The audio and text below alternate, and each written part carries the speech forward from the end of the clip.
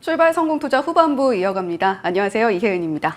네, 안녕하세요. 새롭게 또 봄 개편을 맞이해서 이번에 출발 성공투자의 새 얼굴로 인사드립니다. 어이제입니다. 사실 지난 4월 마지막 거래일에 이 눈물의 여왕 엔딩씬을 저도 함께 출성투의 안방만 입의 엔딩씬을 보면서 같이 좀 눈물을 흘렸는데 오늘은 여기서 이렇게 인사를 드리니까 참 생경합니다. 이 자리가 갖고 있는 무게감이 있어서 다소 좀 걱정이 앞서기는 하지만 매일 아침 시장의 첫 표정을 여러분들과 함께 맞이할 생각에 또 설레기도 합니다. 앞으로 시장에 잘 호흡하고 출성투에 녹아들어 보겠습니다. 무엇보다 또 혜은 앵커와의 새로운 케미 많이 따뜻하게 응원해 주시면 감사하겠습니다. 네, 저도 어이제 앵커님과 함께하는 이 처음 날이 굉장히 또 설레고 앞으로가 기대가 됩니다. 뉴욕 증시 마감 상황 먼저 함께 살펴보시죠. 글로벌 원샷입니다. 3대 지수 혼조세로 마무리를 했습니다. 다우존스 지수만 0.23% 소폭 상승으로 마무리를 했고요. 나스닥과 S&P 500 지수의 일중 추이를 보시면 장 막판에 하락 전환하는 모습을 볼 수가 있었습니다. 이렇게 치솟는 모습도 나타났던 것은 FOMC 때문이었는데요. FOMC의 큰 두 가지 결은 만장일치 동결, 어느 정도 시장에서 예상했던 부분, 그리고 6월에 QT 속도 조절에 대한 이야기가 나왔다는 점입니다. 잠시 후에 FOMC의 자세한 분석 내용 함께 들여다보시고요. 2년물이 5%대 아래로 내려가면서 국채금리 수익률이 안정세를 찾아가는 모습을 보여줬습니다. 10년물 역시도 4.63%까지 5bp가량 내려오는 모습을 보여줬는데 여전히 국채금리 수익률 높은 수준에 머물러 있다는 점은 우리가 계속해서 주시를 해야 되겠고요. 엔화가 FOMC 전후로 굉장히 널뛰기를 하는 모습을 보여줬습니다. 일본 당국의 개입이 있지 않았을까? 일단은 공식적인 발언은 없었음에도 불구하고 상당히 그렇게 추정할 만한 분위기가 감지가 됐고요. 달러 인덱스 0.5%가량 내리는 모습도 보여줬으니까 오늘 환율도 특히 주시를 해보셔야 되겠습니다. 원유 재고가 늘어나는 가운데 제조업은 둔화세가 확인이 되고 있습니다. 이에 따라서 WTI 원유 선물 7주 만에 최저치로 내려왔는데요. 79달러 선으로 내려왔으니까 유가 관련해서 투자하시는 분들 각별하게 참고해 보시면 좋겠고요. 미국과 사우디가 함께 이 중동 지역의 리스크를 완화하기 위한 움직임도 거의 막바지에 다다랐다라는 소식도 들려오고 있으니까 체크해 보시면 좋겠습니다. 자, 아마존과 슈퍼 마이크로 컴퓨터 실적 발표가 나왔습니다. 잠시 후에 자세한 내용 짚어보겠습니다만 분위기가 상당히 엇갈렸다라는 것을 주가에서 확인하고 계시고요. 그리고 우리가 쉬어가는 동안 일라이릴리도 실적 발표를 내놨는데 오늘 간밤에는 0.6%가량 하락했습니다만 실적 발표 내용 상당히 좋았습니다. 발표 당일에는 5%가량 상승하는 모습도 보여줬으니까 비만 치료제 관련해서 주시하시는 분들 참고해 보시면 좋겠습니다. 기대가 크면 이 점점점 부분에 우리는 어떤 말이 들어갈지 알고 있습니다. 기대가 크면 실망도 큰 법이라고 보통 이야기를 하죠. 예상을 했던 매파월의 발언이 나왔습니다. 시장은 잠시간 매파월이 둔화됐다고 해서 비둘기파적으로 좀 해석하는 분위기도 있었는데요. 매파적인 시각이 조금 둔화됐다고 해서 그것이 비둘기인 것은 아니죠. 이에 따라서 시장 막판 낙폭이 확대되는 모습을 보여줬던 것이고 무엇보다 중요한 것은 실적 장세 속에서 속속 드러나고 있는 아쉬운 가이던스일 겁니다. 특히 이 반도체 섹터를 보시면 상당히 붉은 모습을 보여주고 있고 필라델피아 반도체 지수도 3.5%가량 떨어지는 모습을 보여줬는데요. 오늘 우리 시장 반도체 종목들 주가 추이는 어떨지까지 함께 지켜보시면 좋겠습니다. 파월 의장이 당근과 채찍을 동시에 줬습니다. 당근은 어떤 것들을 줬을까요? 금리 인상에 대한 부분은 이 말로 어느 정도 일축하는 모습을 보여줬습니다. 현재 금리 수준이 충분히 제약적인 만큼 다음 금리 변화는 인상의 가능성보다는 인하의 가능성이 훨씬 더 높다라고 이야기를 한 것이고요. 그 밖에도 스태그플레이션에 대한 우려는 한마디로 일축했습니다. 그렇지 않다고 본다라고 이야기를 했고 QT 속도 완화는 시장에서 어느 정도 좀 원했던 부분이었습니다. 시중의 유동성을 좀 풀어달라라는 것이었는데 이 부분에 호응하는 의미를 또 나타내는 모습을 보여줬습니다. 자, 채찍은 인플레이션 물가에 대한 자신감이 여전히 높지 않다라고 이야기를 했고 고용시장에 대한 우려스러운 목소리도 함께 전했다는 건데요. 자, 자세한 성명서의 주요 변화 내용 살펴보겠습니다. 일단 경제평가 부분에서 새롭게 추가된 문구가 있습니다. 최근 몇 달간 목표 물가 복귀를 위한 추가 성과가 부진하다라는 문구를 추가하게 된 것인데 물가에 대한 자신감이 부족하다. 그런 만큼 금리 인하 시기가 언제가 될지 모른다라는 시장의 우려를 그대로 반영을 하고 있는 문구다라고 생각을 해볼 수가 있겠죠. 정책적인 변화에 대해서는 사실 이 앞에 세 줄 같은 경우는 기존의 성명서와 변화가 전혀 없었습니다. 추가된 부분은 6월부터 QT를 축소한다라는 부분이었는데 이렇게 양적 긴축을 축소한다라는 것은 결국 시중의 유동성이 늘어난다라는 것이죠. 유동성과 관련해서 우리가 주목해 볼 만한 이슈가 간밤에 또 있었습니다. 재무부는 사실 지금 늘어나고 있는 미국 정부의 재정 적자 극복을 위해서 계속해서 국채 발행을 늘려나가고 있는 분위기를 보여줬습니다. 그런데 이렇게 국채 발행을 늘리게 되면 국채가 흔해지는 것이나 마찬가지인 만큼 국채 가격이 떨어질 수밖에 없습니다. 국채 가격이 떨어진다는 것은 국채 금리 수익률이 오른다는 것이고 시장에는 하방 압력으로 작용할 수밖에 없겠죠. 자, 그런데 이제 바이백 조기 상환을 통해서 국채를 조기 상환할 것이고 시장 유동성을 확대한다라는 것에 또 한 번 연준의 기조와 함께 우리가 체크해 볼 만한 부분입니다. 따라서 시중에 늘어나고 있는 유동성, 전반적인 금리 인하라는 큰 고삐를 풀어준 것은 아닙니다만 이렇게 숨통을 좀 틔워줬다라는 부분이 미국 시장에 어떻게 작용할지 한번 지켜보시면 좋겠고요. 실적도 함께 보겠습니다. 전에 4월 22일 당잠사에서 AI 하드웨어 쪽보다는 이제는 소프트웨어 쪽을 주목해보자라는 월가의 의견이 있다라는 말씀을 드렸는데요. SMCI 그리고 AMD 실적 발표 이후에 주가가 급락하는 모습을 보여줬습니다. 아쉬운 매출 SMCI에서 보여줬고요. AMD는 2분기 매출 전망이 시장의 예상치 거의 인라인하는 모습을 보여줬는데 워낙에 기대치가 높았다 보니까 이런 결과표를 받아들이게 된 것인데요. 앞으로 남은 실적 발표 일정 중에 5월 22일 엔비디아 실적 발표 있으니까요. 엔비디아의 실적 발표 때까지 애드웨어, AI, 하드웨어 기업들의 주가 추이 그리고 소프트웨어 기업들의 주가 추이 함께 지켜보시면 좋겠습니다. 네, 이렇게 뉴욕 증시 상당한 변동성을 보였던 하루였는데 일단 FOMC가 시장에 던져준 변동성 자체는 어느 정도는 이제는 소화가 되지 않을까라는 생각이 또 듭니다. 네, 4월 들어서면서 다시 한번 이 매크로적인 정책 불확실성이 우리 시장을 한 차례 뒤흔들었기 때문에 5월 첫날의 그 표정이 5월 한 달을 가늠하는 데 중요한 또 시그널이 될 것 같습니다. 자, 그러면 4월 마지막 거래일부터 한번 해석을 들어가 보죠.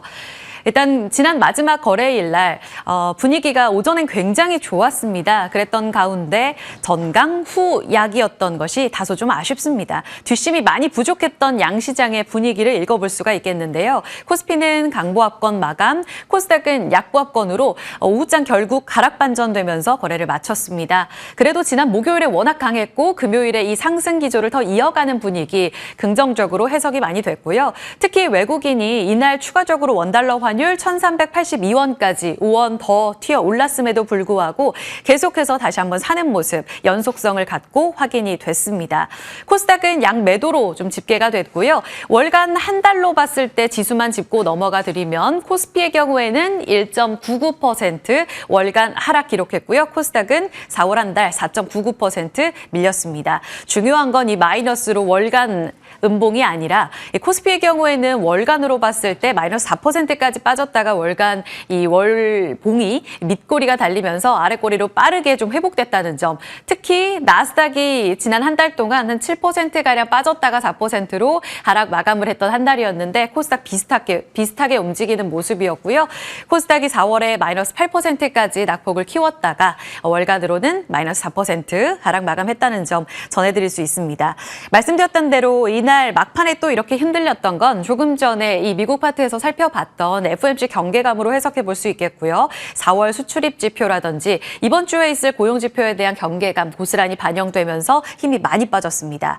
그래도 막판까지 좋았던 쪽은 화장품이었고요. 아모레퍼시픽, LG생활건강 강하게 올라오면서 빅2의 부활에 시장이 주목을 했습니다. 그리고 마녀공장이 18%가량 급등하면서 APR이라든지 바닥권에서 오르는 화장품, 의료기기 쪽 좋았고 클리오 신고가 그리고 삐아 같은 색조 종목은 상한가로 거래를 마쳤습니다. 계속해서 중국, 일본에서의 인바운드 수요 때문에 실적 기대감 크다라고 보시면 될 것 같고요. 이렇게 화장품은 꾸준히 좋았었는데 이 장중 하락폭 그리고 변동성을 키웠던 쪽에서는 두 가지 요인을 찾아볼 수 있습니다. 일단 오전장은 삼성전자의 호실적에 반응을 하면서 올랐고요. 반면에 반도체 쪽으로는 오후장 분위기가 급변했는데요. SK하이닉스의 압수수색 소식 들려오면서 파도 4%, 하이닉스 0.97% 하락, ISC 같은 경우에는 실적에 대한 우려감 섞인 이야기들이 오가면서 물론 이 부분은 추가적으로 봐야겠습니다. 8% 빠졌습니다. 그리고 방산 같은 경우에도 한화 에어로스페이스 1분기 컨센을 78%가량 하회한 이익을 발표하면서 실망감에 크게 흔들리며 지수 변동성을 키웠습니다. 자, 하이닉스 쪽 점검해보죠. 이 파도의 뻥튀기 상장 논란, 그 불똥이 튄 하이닉스, 오늘 장은 어떻게 소화할지 움직임 지켜보셔야겠습니다. 일단 파도 논란, 이 일지를 쭉 정리해봤는데요. 작년 7월이었습니다. IPO 준비 단계에서 파도 같은 경우엔 연간 매출액 추정치 1,203억 원 정도 날 것이다 라고 전망치를 내놨습니다. 그 중심에는 낸드 컨트롤러, 그 생산과 함께 계약이 추가적으로 있을 거다라는 전망이 긍정적으로 나왔고요. 이 때문에 굉장히 공모가에서도 흥행을 보이면서 기관 쪽에서도 뜨거운 반응을 보였습니다. 그리고 8월에 상장을 했는데 거의 1조 원대 몸값을 받았죠. 11월에 분기 보고서를 내놨는데 그야말로 뒤통수를 쳤다 이렇게 투자자들 많이 표현했습니다. 3분기 매출액은 3억 2천만 원 기록했고요. 분기 기준으로 2분기로 계산을 하면 5,900만 원 너무했다라는 이야기도 많이 나왔습니다. 기존에 제시했던 연간 매출액 추정치랑 비교를 해볼까요? 2023년 연간 매출액은 224억 원 발표가 됐습니다. 추정치에 한참 못 미친 결과를 발표한 것으로 확인이 됐습니다. 그래서 올해 들어서면서 이 뻥튀기 상장 논란에 대해서 본격적으로 금감원에서는 압수수색에 들어간 상황이고요. NH투자증권, 한국투자증권 이 공동 상장 주관사에 대해서 3월 지지난달이죠. 압수수색에 이미 들어갔고 SK하이닉스는 4월 마지막 거래일 이 압수수색에 들어간 상황입니다. 왜 SK하이닉스냐? 파도의 단일 고객사입니다. 그래서 컨트롤러 생산과 관련해서 수주 계약이 좋을 때 하이닉스 쪽으로 계약 거의 다 잡힐 거다라는 기대감이 있었고요. SK텔레콤 쪽에서 나와서 상장한 것으로 알려졌고 SK그룹에서도 투자한 것으로 알려지면서 관련해서 움직임을 많이 체크합니다. 이번에 보셔야 될 부분은 오해 없이 봐야 될 게 피해자가 아니라 참고인 성격으로 지금 조사에 들어갔다라는 측면은 보셔야 될 것 같고 이번에 자료를 확보한 쪽은 랜드 컨트롤러 그 발주와 관련해서 거래 내역이 어느 정도 있었느냐 이 부분을 금감원 쪽에서 집중적으로 조사할 것으로 알려져 있습니다. 이번에 실적이 그러니까 지난해 안 좋았을 때에도 랜드 컨트롤러가 왜 이렇게 안 팔렸느냐라는 측면에 대해서 해명을 좀 했었죠. 단일 고객사인 SK하이닉스가 AI 쪽으로 서버 투자를 많이 늘리기 때문에 일반 서버 투자와 관련되어 있는 여기와 직결되어 있는 일반 랜드 컨트롤러를 판매하는 파도 쪽의 실적이 많이 안 좋았다는 겁니다. 그래서 이 같은 해명 아닌 해명과 관련해서 하이닉스 쪽의 자료를 받아보고 본격적으로 결론이 날 것으로 보이는데 이 부분을 어떻게 소화할지가 상당히 좀 중요해질 것 같습니다. 파두가 4.8%, 하이닉스는 0.97%의 하락을 보인 가운데 오늘 장의 연속성 움직임 잠시 후에 지켜보고요. 여쭤보도록 하겠습니다. 흔들리는 AI 낙관론, 지금 하이닉스 쪽은 개별 이슈라고 친다면 4월에 반도체 쪽으로 변동성이 커졌던 흐름들, 간밤 조금 전에 혜은 앵커가 짚어드린 대로 이 AMD와 함께 다시 한번 낙관론이 흔들리고 있습니다. AMD의 실적 발표, 사실 헤드라인 좋았고요. 그런데 AI 칩과 관련된 가이던스 실망감이 상당했습니다. 40억 달러라니 연초에 35억 달러였는데 5억 달러밖에 늘지 않았단 말인가. 여기에 시장 참여자들이 굉장히 실망감을 느꼈고요. 급락했습니다. 그리고 키뱅크, UBS, 피츠제럴드 모두 다 목표가를 하향 조정했습니다. 다만 그래도 긍정적으로 볼 부분은 여기에 포인트인데요. 비중 확대 유지됐고 판매 우려는 단기 노이즈일 거다. 장기적으로 봤을 때는 그래도 괜찮다라는 의견들 함께 나오고 있습니다. 이 부분 소화하는 움직임은 봐야 될 것 같고요. 메타라든지 TSMC 이번에 이 AI 낙관론이 흔들리면서 같이 엮였던 악재들을 다시 한번 5월에 소화하고 올라갈 수 있을지는 보셔야겠습니다. 이 부분에서 4월 마지막 거래일에 나왔던 삼성전자의 5개 분기 만의 흑자 전환 소식은 그래도 긍정적으로 나왔기 때문에 메모리 업사이클이 여기에서 대안이 될 수 있는지는 체크가 필요합니다. 게다가 삼성 내부적으로 경기한 사장이 AI로 새 세상이 열리면서 우리가 삼성전자 2라운드는 당연히 차지해야지라는 자신감 넘치는 목소리를 내비치기도 했습니다. 1라운드에 있어서는 어느 정도 패배를 인정한 걸까요? 2라운드에 있어서 하반기의 성장 그리고 마하 칩 공개와 관련된 기대감은 여전히 살아있다는 점, AI 낙관론이 흔들리는 가운데에서도 방어가 될 수 있는 재료라는 점 보셔야겠습니다. 그런 가운데 수출은 계속해서 잘 나오고 있어서 특히 반도체 쪽으로는 긍정적인 시그널들이 많이 나오고 있어서 다행입니다. 반도체 수출 56% 증가한 것으로 확인이 됐고요. 중요한 건 한 달 만에 회복, 그리고 대중국 수출 증감률이 2달째 회복세를 나타내고 있다는 점은 긍정적으로 볼 수 있는 포인트입니다. 대미 쪽으로는 여전히 대중보다 긍정적으로 수출액이 증가한 것으로 확인이 되고 있는데 6개월째 증가, 그리고 대중 쪽으로 2개월 연속적인 회복세를 나타내고 있습니다. 이 2개월 연속적인 회복과 함께 중국 지표도 국가통계국, 차이신 모두 다 제조업 PMI 기준으로 확장 국면을 달리고 있기 때문에 중국의 회복 키워드에는 눈여겨보셔야 될 포인트가 되겠고요. 대미 수출 키워드는 여전히 좋기 때문에 자동차, 의료기기 보셔야겠고 대중 쪽으로 회복되고 있는 기조에 있어서는 이 반도체, 화장품, 증권가에서 꼽고 있는 투자 아이디어입니다. 세린 매일가 5월의 첫 거래일입니다. 이런 가운데 상방, 하방 요인이 부딪히고 있고요. 4월에 한 차례 흔들리고 저점을 딛고 올라가는 지금 이 시점에서 추가적인 레벨업이 가능할까에 대한 움직임은 5월에 시장이 답을 줄 것으로 예상되고 있습니다. 지금 5월에 월간으로 봤을 때 월 평균 주가 수익률을 나타낸 차트인데요. 2010년에서 2023년 한 14년 차 평균을 내봤더니 5월에는 0.6%가량 월간으로 코스피가 빠졌습니다. 그런데 6월에 추가적으로 더 빠졌죠. 여기에서 중간 생략이 된 부분이 있는데요. 5월에 빠지고 나서 6월에 회복했을 경우에는 한 해가 강세장일 경우가 상당히 높다고 합니다. S&P 500 지수도 마찬가지였고 코스피도 마찬가지였고요. 따라서 5월에 주가가 빠지느냐 보다는 6월에 어느 정도 회복하느냐 이 부분이 우리 시장의 연간 이익 체력을 결정짓는 데 중요한 단서가 될 것 같습니다. 따라서 오늘 상방 요인에 주목해 봐야 될 부분들에 관심을 가져보셔야 될 것 같고요. 앞서 해석 들으셨던 대로 5월 FOMC는 꽤 비둘기파적이다라는 해석 나와서 불안 심리 좀 진정될 것 같습니다. 금리 인상, 스태그플레이션 이 가능성 모두 다 파월 의장 입에서 일축됐고요. 장기적으로는 긴축이기는 하지만 고물가, 고금리, 고환율 그 가운데서도 이익 모멘텀이 강한 쪽으로는 기회 있다라는 게 증권가의 공통적인 의견이라고 보시면 되겠습니다. 그래서 계속해서 기회를 찾는다면 어느 쪽으로 봐야 될지는 이익에 포커스를 맞추시면 될 것 같고요. 나머지 내용은 오늘 보셔야 될 이 디데이, 밸류업 가이드라인 오후 2시에 발표가 되는데요. 1차 세미나 마무리가 됐고 2차 세미나 개최, 이와 함께 이달 말에는 최종안이 발표가 됩니다. 기업들 세제와 관련해서 인센티브와 관련해서 어느 정도의 당근을 보여줄 수 있을까 여기에 관심을 모으고 있는 상황이고요. 이미 최정목 부총리는 그런 이야기를 힌트로 내놨습니다. 법인세 세액공제 도입하겠다. 그리고 배당소득 분리과세로 추진하겠다. 이와 관련해서는 7월에 세법 개정안에 구체적인 내용들이 담길 것으로 보입니다. 그냥 하는 이야기가 아니라 이복현 금감원장이 말했던 대로 꾸준히 장기적인 과제로 갖고 우리가 꾸준히 진행을 하겠다라는 부분에 포커스를 맞춰야 될 것 같고요.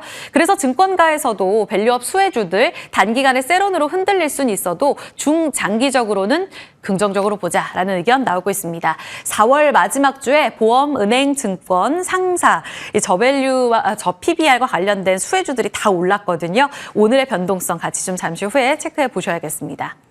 그리고 이 내용은 조금 전에 살펴드리려고 했었는데요. 하이닉스와 함께 1시 구간부터 지수가 급격하게 빠진 데에는 한화 에어로스페이스의 급락이 있었습니다.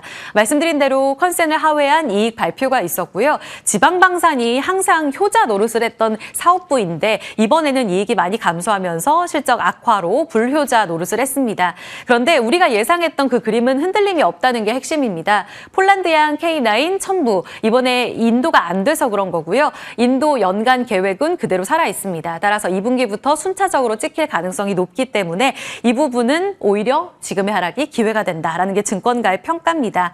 이와 더불어서 현대로템도 컨센을 하회한 실적을 발표했지만 한국항공우주, LIG넥스원, 한화시스템 일제히 다 컨센을 상회했고 앞으로 수출 모멘텀이 살아있다는 것을 감안해 봤을 때 현재 방산주 5월에 긍정적으로 보고 있는 하우스들이 굉장히 많거든요. 이 부분 같이 체크해 보신다면 기회가 보일 것 같습니다. 더불어 5월 27일에 우주항공청 개청이 있고요. 트럼프 전 대통령이 한국은 부자 국가이기 때문에 방위비 더 내야 된다. 우리가 주한미군 계속해서 지원할 이유가 없다라는 이런 자극적인 이야기를 하기도 했습니다. 따라서 방산주를 압박하고 있는 또 긍정적으로 볼 수 있는 포인트들이 하나 둘씩 늘어나고 있다는 측면, 잠시 후에 어떻게 주가 표정이 이어질지 체크해 보도록 하겠습니다. 당잠사 브리핑 여기까지 살펴보겠습니다.